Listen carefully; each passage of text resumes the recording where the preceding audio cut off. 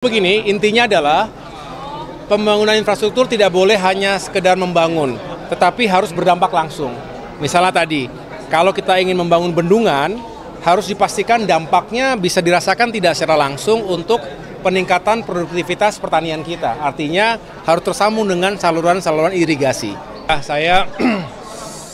Terima kasih teman-teman media, wartawan yang saya cintai dan banggakan. Hari ini saya berbahagia bisa menghadiri secara langsung sebuah acara peluncuran buku yang diselenggarakan oleh KAHMI, Korps Alumni Himpunan Mahasiswa Islam. Bersama saya ada Koordinator Presidium KAHMI, Bapak Herman Hairon, dan tentunya tadi keluarga besar KAHMI hadir untuk sama-sama kita berdiskusi, karena ini adalah acara diskusi publik juga, bagaimana melihat Indonesia 5 tahun ke depan. Tentu kita baru saja melewati sebuah milestone yang sering dianggap sebagai hal yang baik untuk mengetahui bagaimana 100 hari pertama pemerintahan atau kabinet merah putih yang dipimpin langsung oleh Bapak Presiden Prabowo Subianto. Ini tentunya ada sejumlah hal yang membuat kita bersemangat, ada harapan besar, dukungan besar dari rakyat Indonesia. Ini terbaca melalui sejumlah survei yang tentunya bukan untuk membuat kita berpuas diri, tetapi justru ingin benar-benar menjaga harapan yang besar dan baik tadi dari masyarakat. Di bidang yang kami ampuh saat ini, yaitu infrastruktur dan pembangunan kewilayahan, tentu ini juga penting untuk bisa kita kawal bersama-sama. Seiring dengan semangat untuk mewujudkan swasembada pangan, energi, air, termasuk juga meningkatkan kualitas hidup manusia melalui pembangunan SDM di bidang pendidikan, pelayanan kesehatan, kemudian juga pembangunan rumah-rumah yang layak huni, termasuk juga membangun konektivitas antar wilayah agar transformasi ekonomi Indonesia bisa diwujudkan, agar pertumbuhan meningkat, pertumbuhan 8% terwujud, dan mengurangi kemiskinan, ketimpangan sosial antar wilayah dan juga antar masyarakat. Disinilah urgensi dari Kemenko di bidang infrastruktur dan pembangunan kewilayahan. Kami ingin mendorong dan membangun koordinasi yang baik antar sejumlah kementerian dan lembaga yang terkait dengan pembangunan infrastruktur tadi. Jadi saya mengucapkan terima kasih dan sekaligus selamat kepada KAHMI yang juga menghadirkan gagasan pemikiran melalui buku yang bisa dibaca secara umum dan sangat baik untuk menjadi masukan bagi pemerintah dan kabinet ke depan. Mas, tadi kan sempat di dalam disinggung soal masalah MBG ya, gizi gratis. Bahwa ini kan terkait dengan serangga yang bisa dijadikan untuk nggak ada hubungan dengan komentar ya, silakan. Untuk program swasembada pangan itu sendiri, apakah nantinya pembangunan fokustek akan kembali dilanjutkan atau Jadi begini, intinya adalah pembangunan infrastruktur tidak boleh hanya sekedar membangun, tetapi harus berdampak langsung. Misalnya tadi, kalau kita ingin membangun bendungan, harus dipastikan dampaknya bisa dirasakan tidak secara langsung untuk peningkatan produktivitas pertanian kita. Artinya harus tersambung dengan saluran-saluran irigasi.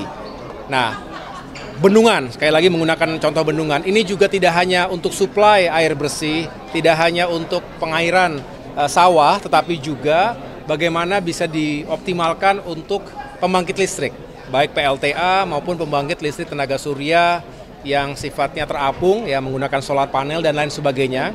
Termasuk kita membutuhkan berbagai pembangunan infrastruktur dasar, jalan-jalan agar mendekatkan produksi tani ke pasar.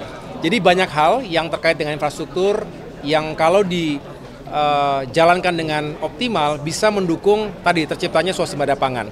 Food estate adalah salah satu bagian dari upaya membangun atau menghadirkan swasembada pangan. Tetapi harus dikelola dengan sebaik mungkin dan terintegrasi dengan baik. Cukup? soal evaluasi PSN ini baru muncul setelah hasil 100 hari atau gimana? Setahu saya PSN ini memang harus terus dievaluasi. Jadi Bapak Presiden Prabowo juga menyampaikan kepada jajaran kabinet PSN yang sudah terdata ada 280 sekian PSN ya, yang ini juga sudah berjalan sekian tahun terakhir. Tidak hanya tentu terkait dengan infrastruktur, karena ini berkaitan dengan ekonomi, berkaitan dengan berbagai elemen mengapa sebuah proyek dikatakan sebagai PSN. Nah, disinilah Bapak Presiden berharap kita review dengan baik, kita evaluasi dengan baik bersama-sama. Apakah sudah on the track, apakah sudah sesuai dengan tujuan awal dan progresnya baik, atau ada hal-hal yang perlu dievaluasi, perlu dilakukan penyesuaian-penyesuaian. Karena sekali lagi, tentu pembangunan itu selalu dihadapkan pada anggaran, fiskal. Nah, kita tahu bahwa semangat untuk pembangunan yang tepat sasaran ini juga konsekuensinya pada penentuan prioritas, dihadapkan pada keterbatasan anggaran. Namun, ini juga menjadi pelecut bagi kami untuk mencari sumber-sumber pendanaan pembangunan infrastruktur yang juga kredibel dan yang kreatif, yang inovatif. Tidak hanya bergantung pada APBN. Kita harus mencari investasi. Investasi datang dari dalam dan luar negeri yang sekali lagi bisa membantu pemerintah melalui skema-skema yang baik, ya, kerjasama yang baik, agar bisa melanjutkan pembangunan infrastruktur, termasuk infrastruktur yang tadi diharapkan bisa memberikan dampak langsung pada pertumbuhan ekonomi yang tinggi. Oke. Nah, sementara faktanya kan banyak sekarang ada kesenjangan sosial antara masyarakat pedesaan dan perkotaan, terlebih yang di wilayah 3T. Bagaimana tanggapan Bapak terkait hal itu? Ya, itulah menjadi tantangan tadi. Dan dalam buku juga kami sudah sampaikan bahwa konektivitas itu juga akan menjadikan faktor pemerataan, faktor kesejahteraan berkeadilan. Karena apa? Daerah-daerah yang 3T tadi bisa dijangkau dengan infrastruktur.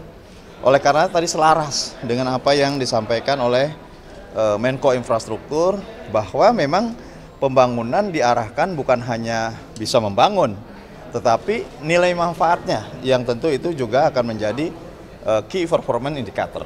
Jadi saya kira udah nyambung lah pemikirannya Kahmi, saya sebagai Presiden Majelis Nasional, tadi Pak Menko, artinya bahwa sudah ada keselarasan antara pemikiran Kahmi dengan pemerintahan Pak Prabowo Subianto gitu. Apalagi? Bang, target dalam beberapa hari ke depannya apa Pak? Pemerintah sendiri? Ya, saya bukan pemerintah. Enggak, maksudnya ada Kahmi ke pemerintah ya? Kerjasama dengan pemerintah seperti apa? Ya, kalau pemerintah yang melanjutkan kerja-kerja, kami di DPR juga melanjutkan kerja-kerja kedewanan, dan tentu mudah-mudahan keharmonisan antara pemerintah dan DPR. Keharmonisan itu bukan berarti kami kehilangan daya kritis gitu ya. Tetapi apa yang menjadi harapan rakyat, apa yang menjadi keinginan masyarakat, ternyata juga selaras dengan apa yang akan dan sedang dilakukan oleh pemerintah gitu. Nah, contoh misalkan makan bergizi gratis. Ya, ternyata pemerintah juga masyarakat juga mengharapkan itu, dan pemerintah ini lakukan secara bertahap menuju kepada jumlah yang setelah direncanakan sebelumnya. Nah, begitu juga ya dengan pembangunan-pembangunan lainnya. Kan pemerintah ini kan cepat mendengarkan apa yang menjadi harapan dan keinginan rakyat. Contoh, terjadinya pembakaran laut, kemudian menjadi isu yang luar biasa. Kan memang perintah presiden langsung harus dibongkar gitu. Kan dibongkar gitu. Dan kemudian harus diproses secara hukum. Siapapun yang terkait dengan penyalahgunaan tata peraturan perundang-undangan terkait dengan pertanahan dan kehutanan harus diproses secara hukum.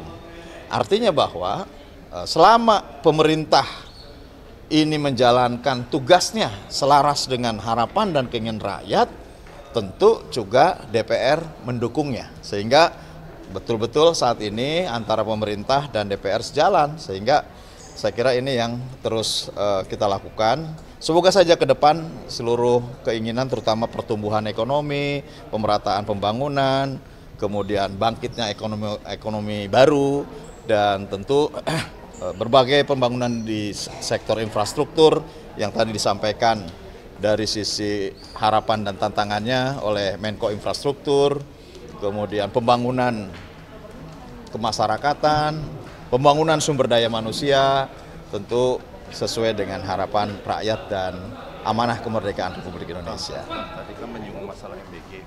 Nah, ini Panglima tadi di dalam rapim bilang di Papua itu masih kesulitan untuk mencari sayur dan telur. Nah, ini gimana Pak? Ini kan peluang, gitu ya. Kenapa kemudian Pak Prabowo juga selalu menyampaikan bahwa MBG ini bukan hanya untuk memenuhi rasa lapar atau memenuhi kebutuhan perut, kebutuhan gizi, kebutuhan nutrisi. Kemudian ada harapan jangka panjang bisa mempersiapkan sumber daya manusia yang unggul, tetapi bisa menciptakan ekonomi baru. Nah, kalau memang di Papua ini kekurangan sayur-sayuran, dan ini juga menjadi minat dari masyarakat atas ketersediaan sayur-sayuran, menjadi peluang baru. Nah, kementerian teknis tertentu yang terkait dengan budidaya tanaman ya harus mempersiapkan itu. Kementerian Pertanian ya harus mempersiapkan kebutuhan-kebutuhan terkait dengan program makan bergizi gratis ini. Kan itu konteksnya. Dan ini menjadi peluang baru, menjadi peluang ekonomi baru yang pada akhirnya akan menjadi pembangkit ekonomi di wilayah tersebut. Nah, seperti sekarang juga kan telur pasti kekurangan. Bayangkan kalau sudah 82,9 juta sasaran terpenuhi. Satu hari butuh satu telur saja per orang, berarti butuh 82,9 juta telur. Ini harus disiapkan. Disiapkan kan bukan hanya di Jawa, harus disiapkan di seluruh wilayah. Nah, ini menjadi potensi ekonomi baru di wilayah-wilayah tertentu yang memang belum ada produksinya. Nah, ini menurut saya disinilah memang kecerdasan dan kehebatan Presiden Prabowo untuk bisa bagaimana men-trigger keinginan pertumbuhan 8% dari berbagai sisi, termasuk makan bergizi gratis juga bisa untuk menopang terhadap pertumbuhan 8%. Kang Heru izin, ini pasca 100 hari kerja dengan tema diskusi juga, ada nggak evaluasi dari Kang sendiri tadi yang disampaikan kepada Menko AHY gitu, dan ada catatan khusus nggak sih yang harus dievaluasi dari pemerintah sendiri? Tadi juga bagus-bagus ya udah. Ya kan ada beberapa program, misalkan program melanjutkan pembangunan infrastruktur yang telah berjalan. Kita kan bisa melihat ya, ini memang sedang berlangsung, ini masih berlangsung untuk melakukan evaluasi. Gitu. Nah, tetapi ada yang new inisiatif, ada yang inisiatif baru, yang ini juga memulai perjalanannya, karena kalau berpikir terhadap mata anggaran, kan mulai mata anggaran Januari. Jadi kalau pelantikan Presiden dan seluruh para menterinya di bulan Oktober, maka sebetulnya pembangunan yang sesuai dengan pemerintahannya akan dimulai Januari, karena perspektif anggaran itu tersedia di bulan Januari. Nah, kalaupun Oktober itu kan melanjutkan dari program-program sebelumnya. Oleh karena itu menurut saya 100 hari tidak menjadi ukuran ya. Namun tentu bisa saja ini menjadi evaluasi supaya perencanaan program ke depan akan lebih baik sesuai dengan keinginan masyarakat, dan tentu hasilnya bisa dinikmati, memberikan manfaat. Tadi saya kira bagus, jangan membangun bendungan tapi kemudian tidak terinterkoneksi kepada sawah gitu.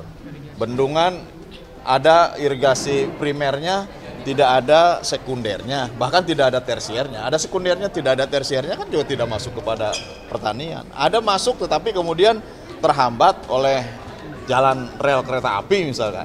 Nah, ini tentu menjadi bahan evaluasi agar ke depan pembangunan ini lebih baik. Tak sempat baca berita? Dengarkan saja.